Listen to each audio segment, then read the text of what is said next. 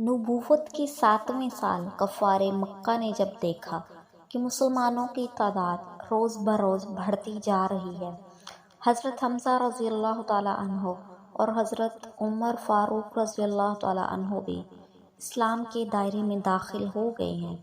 तो मुशरिकीन मक्का को अपनी सरदारियां ख़तरे में नज़र आने लगीं। तमाम सरदारान कुरैश और मक्का के दूसरे कफ़ार ने यह मंसूबा बनाया कि हजूर सल्लल्लाहु अलैहि वसल्लम और आपके ख़ानदान का मुकम्मल बाइकआउट कर दिया जाए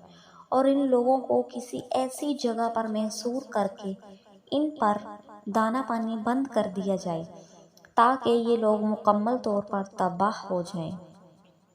ये वो खौफनाक साजिश थी जिसके तहत कफ़ारे मक्का हमारे प्यारे नबी सल्लल्लाहु अलैहि वसल्लम को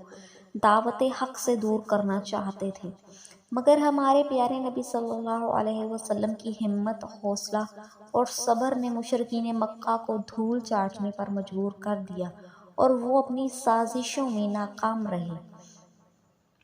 तमाम कबाइल कुरैश ने आपस में मुआहदा किया कि जब तक बनी हाशिम के ख़ानदान हम वाले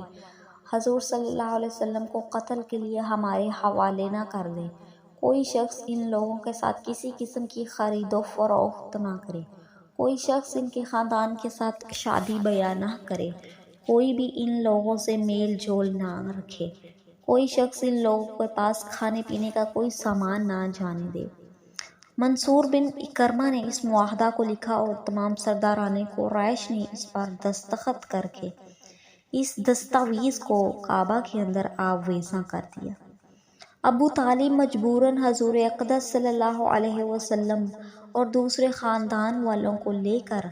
पहाड़ की इस घाटी में, जिसका नाम शुएब अबी तालब, पनाह गज़ीन हुए। अबू लहब के सिवा ख़ानदान बनु हाशिम के काफिरों ने भी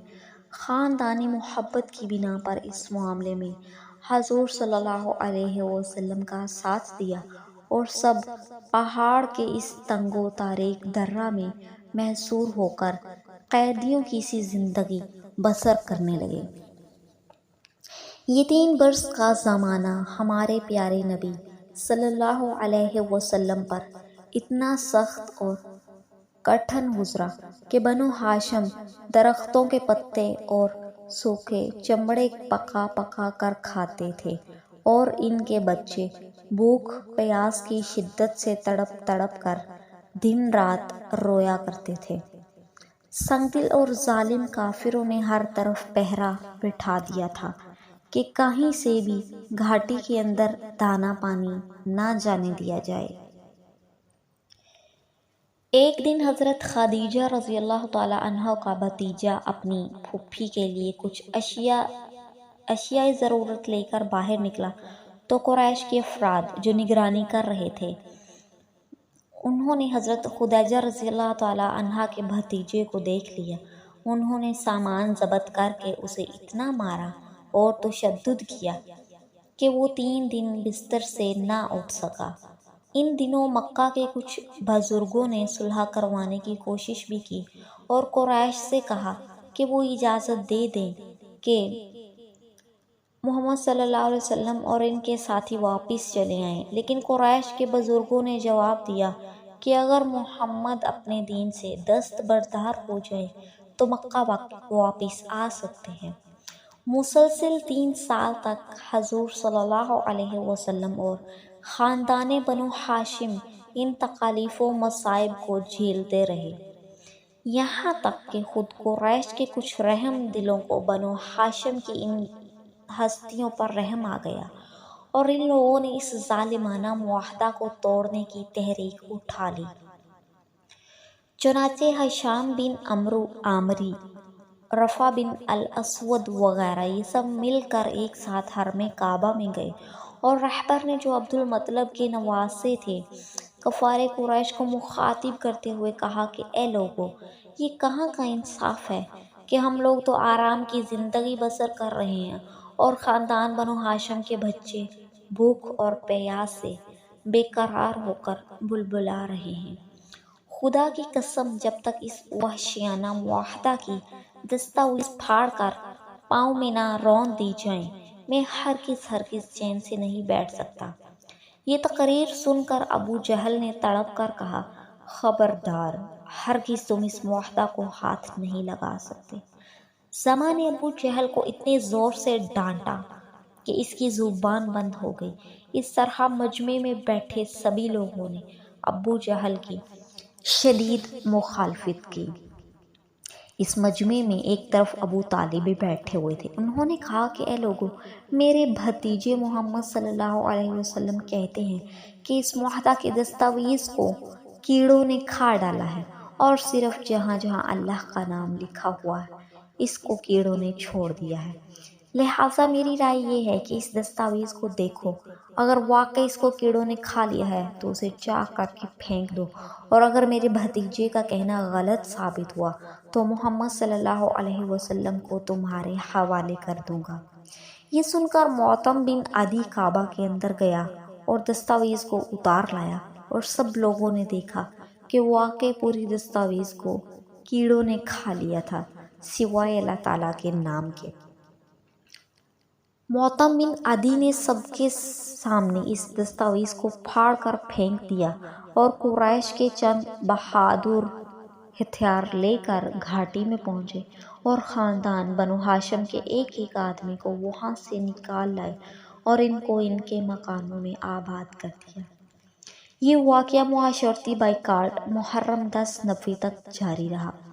10 نبوی میں حضور اقدس صلی اللہ علیہ وسلم شعیب ابی طالب سے نکل کر اپنے گھر میں تشریف لائے، اور چند ہی روز کفار کے ظلم و ستم سے کچھ امان ملی تھی کہ ابو طالب بیمار ہو گئے، اور گھاٹی سے باہر آنے کے 8 مہینے بعد ان کا انتقال ہو گیا۔ ابو طالب کی وفات آپ صلی اللہ علیہ وسلم کے لیے بہت ہی پریشان کن تھی۔ بچپن میں جس طرح پیار و محبت کے ساتھ ابو طالب نے آپ صلی اللہ علیہ وسلم کی پرورش کی تھی، زندگی کے ہر موڑ پر آپ کا جس طرح ساتھ دیا تھا، اس کو آپ صلی اللہ علیہ وسلم کیسے بھلا سکتے تھے؟ آپ صلی اللہ علیہ وسلم کے قلب مبارک میں اب بھی ابو طالب کے انتقال کا زخم تازہ ہی تھا کہ ابو طالب کی وفات کے 3 دن یا 5 دن بعد سیدہ خدیجہ رضی اللہ تعالی عنہا بھی دنیا سے رخصت ہو گئیں۔ مکہ میں ابو طالب کے بعد سب سے زیادہ جس ہستی نے رحمت عالم کی نصرت و حمایت میں اپنا سب کچھ قربان کیا تھا، اور حضرت خدیجہ رضی اللہ تعالی عنہ کی ذات گرامی تھی۔ جس وقت دنیا میں کوئی آپ کا مخلص اور غمخوار نہ تھا، حضرت خدیجہ رضی اللہ تعالی عنہ تھی کہ ہر پریشانی کے موقع پر پوری جان نثاری کے ساتھ آپ کی غمخواری کرتی تھی۔ اس لیے ابو طالب اور سیدہ خدیجہ رضی اللہ تعالی عنہا کی وفات سے آپ کے مددگار اور غمگسار دونوں ہی دنیا سے اٹھ گئے، جس سے آپ صلی اللہ علیہ وسلم کے دل پر اتنا غم و صدمہ گزرا کہ آپ صلی اللہ علیہ وسلم نے اس سال کا نام عام الحزن، غم کا سال رکھ دیا۔ یہ تھا وہ زمانہ جب ہمارے پیارے نبی صلی اللہ علیہ وسلم کو دعوت حق سے دستبردار کرنے کے لیے دشمنوں نے بہت حربے استعمال کیے۔ اس دعوت حق پر آپ صلی اللہ علیہ وسلم کو بہت سی پریشانیوں، مصائب اور تکالیف برداشت کرنا پڑی۔ پھر اللہ تعالیٰ نے ان پر اپنے انعامات کی بارش برسائی، اور آپ صلی اللہ علیہ وسلم کے دین کو پوری دنیا پر غالب کر دیا، اور وہی دشمن فتح مکہ پر آپ کے سامنے رحم کی اپیلیں لیے کھڑے تھے کہ رحمت العالمین میں کفار مکہ کے لیے عام معافی کا اعلان کر دیا۔ یہی آپ صلی اللہ علیہ وسلم کا اخلاق تھا، جس سے متاثر ہو کر کفار کے بڑے بڑے سرداروں نے کلمہ